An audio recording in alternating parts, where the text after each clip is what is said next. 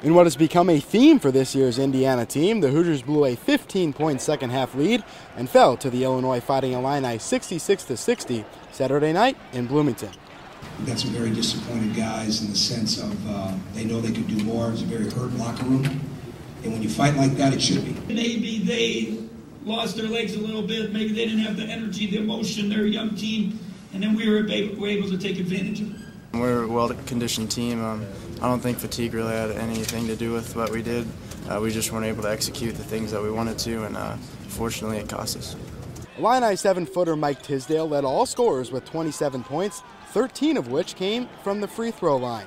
All in all, Illinois outscored Indiana by 17 from the charity stripe while drawing a whopping 28 fouls.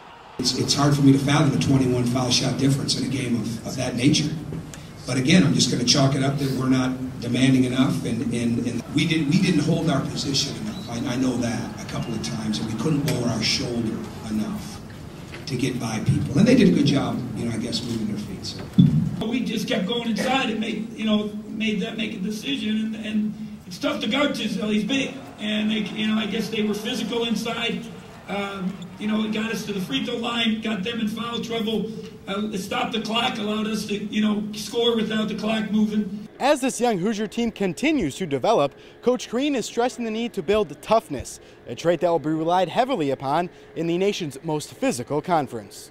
We've just got to learn to, what's that commercial? Ram tough, that car commercial? We just got to get like that a little bit. That seems to work in this league.